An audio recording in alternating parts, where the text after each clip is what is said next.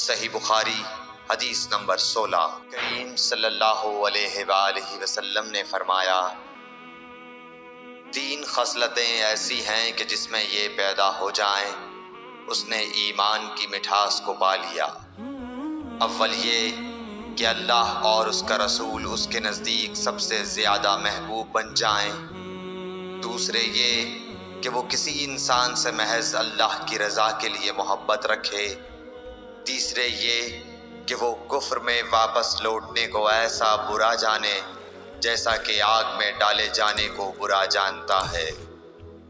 صحیح بخاری حدیث نمبر 17۔ حضور اکرم صلی اللہ علیہ وآلہ وسلم نے فرمایا، انصار سے محبت رکھنا ایمان کی نشانی ہے اور انصار سے کینہ رکھنا نفاق کی نشانی ہے۔ صحیح بخاری حدیث نمبر 18۔ اللہ صلی اللہ علیہ وسلم نے اس وقت جب آپ کے گرد صحابہ کی ایک جماعت بیٹھی ہوئی تھی فرمایا کہ مجھ سے بیعت کرو اس بات پر کہ اللہ کے ساتھ کسی کو شریک نہ کرو گے، چوری نہ کرو گے، زنا نہ کرو گے، اپنی اولاد کو قتل نہ کرو گے اور ناعمدن کسی پر کوئی ناحق بہتان باندھو گے اور کسی بھی اچھی بات میں اللہ کی نافرمانی نہ کرو گے۔ جو کوئی تم میں اس عہد کو پورا کرے گا تو اس کا ثواب اللہ کے ذمے ہے، اور جو کوئی ان بری باتوں میں سے کسی کا ارتکاب کرے اور اسے دنیا میں اسلامی قانون کے تحت سزا دے دی گئی تو یہ سزا اس کے گناہوں کے لیے بدلہ ہو جائے گی، اور جو کوئی ان میں سے کسی بات میں مبتلا ہو گیا اور اللہ نے اس کے گناہ کو چھپا لیا تو پھر اس کا معاملہ اللہ کے حوالے ہے، اگر چاہے معاف کرے اور اگر چاہے سزا دے دے۔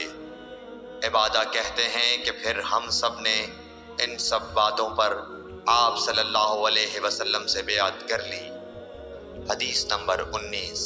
رسول اللہ صلی اللہ علیہ وسلم نے فرمایا، وہ وقت قریب ہے جب مسلمان کا سب سے عمدہ مال اس کی بکریاں ہوں گی، جن کے پیچھے وہ پہاڑوں کی چوٹیوں اور برساتی وادیوں میں اپنے دین کو بچانے کے لیے بھاگ جائے گا۔ صحیح بخاری حدیث نمبر 21۔ حضور اکرم صلی اللہ علیہ وآلہ وسلم نے ارشاد فرمایا، جس شخص میں یہ تین باتیں ہوں گی وہ ایمان کا مزہ پالے گا۔ ایک یہ کہ وہ شخص جسے اللہ اور اس کا رسول ان کے ماں سوا سے زیادہ عزیز ہوں، اور دوسرے یہ کہ جو کسی بندے سے محض اللہ ہی کے لیے محبت کرے، اور تیسری بات یہ کہ جسے اللہ نے کفر سے نجات دی ہو پھر دوبارہ کفر اختیار کرنے کو وہ ایسا برا سمجھے جیسا آگ میں گر جانے کو برا جانتا ہے۔ صحیح بخاری حدیث نمبر 22۔ حضرت محمد مصطفیٰ صلی اللہ علیہ وآلہ وسلم نے فرمایا، جب جنتی جنت میں اور دوزخی دوزخ میں داخل ہو جائیں گے، اللہ پاک فرمائے گا، جس کے دل میں رائی کے دانے کے برابر بھی ایمان ہو اس کو بھی دوزخ سے نکال لو۔ تب ایسے لوگ دوزخ سے نکال لیے جائیں گے اور وہ جل کر کوئلے کی طرح سیاہ ہو چکے ہوں گے، پھر زندگی کی نہر میں یا بارش کے پانی میں ڈالے جائیں گے۔ اس وقت وہ دانے کی طرح اگائیں گے جس طرح ندی کے کنارے دانے اگاتے ہیں۔ کیا تم نے نہیں دیکھا کہ دانہ زردی مائل پیچ در پیچ نکلتا ہے؟ صحیح بخاری حدیث نمبر 23۔ حضور اکرم صلی اللہ علیہ وآلہ وسلم نے فرمایا، میں ایک وقت سو رہا تھا، میں نے خواب میں دیکھا کہ لوگ میرے سامنے پیش کیے جا رہے ہیں اور وہ کرتے پہنے ہوئے ہیں، کسی کا کرتا سینے تک ہے اور کسی کا اس سے نیچا ہے۔ پھر میرے سامنے عمر بن خطاب لائے گئے، ان کے بدن پر جو کرتا تھا اسے وہ گھسیٹ رہے تھے، یعنی ان کا کرتا زمین تک نیچا تھا۔ صحابہ رضی اللہ تعالی عنہ نے پوچھا کہ یا رسول اللہ اس کی کیا تعبیر ہے؟ آپ نے فرمایا کہ اس سے دین مراد ہے۔ صحیح بخاری حدیث نمبر 24۔ ایک مرتبہ رسول کریم صلی اللہ علیہ وسلم ایک انصاری شخص کے پاس سے گزرے، اس حال میں کہ وہ اپنے ایک بھائی سے کہہ رہے تھے کہ تم اتنی شرم کیوں کرتے ہو؟ آپ نے اس انصاری سے فرمایا کہ اس کو اس کے حال پر رہنے دو، کیونکہ حیا بھی ایمان ہی کا ایک حصہ ہے۔ صحیح بخاری حدیث نمبر 25۔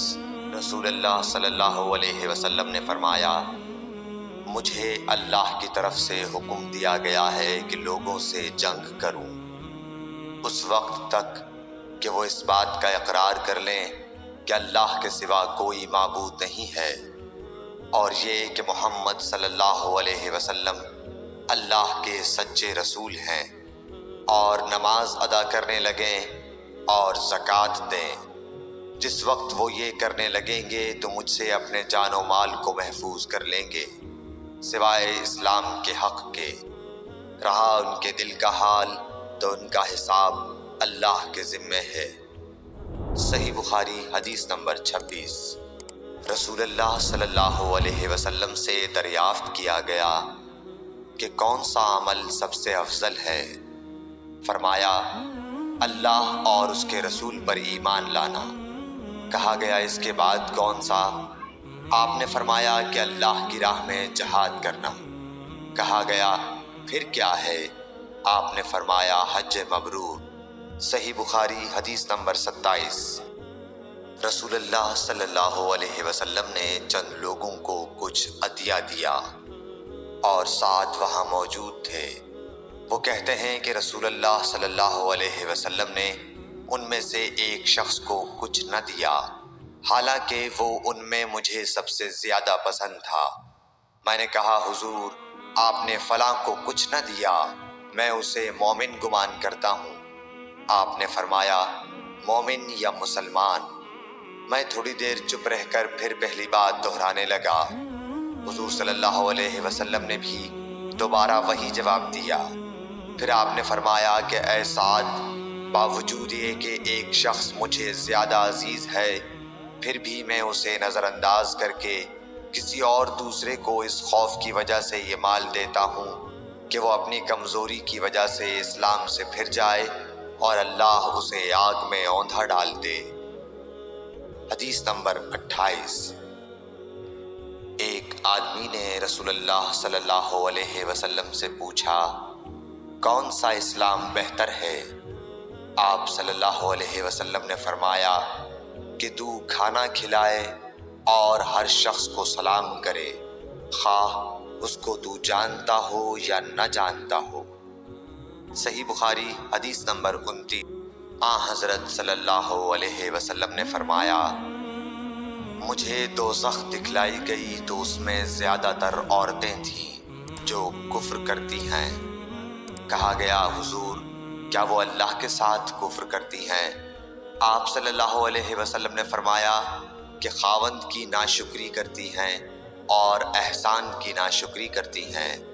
اگر تم عمر بھر ان میں سے کسی کے ساتھ احسان کرتے رہو، پھر تمہاری طرف سے کبھی کوئی ان کے خیال میں ناگواری کی بات ہو جائے تو فوراً کہہ اٹھے گی کہ میں نے کبھی بھی تجھ سے کوئی بھلائی نہیں دیکھی۔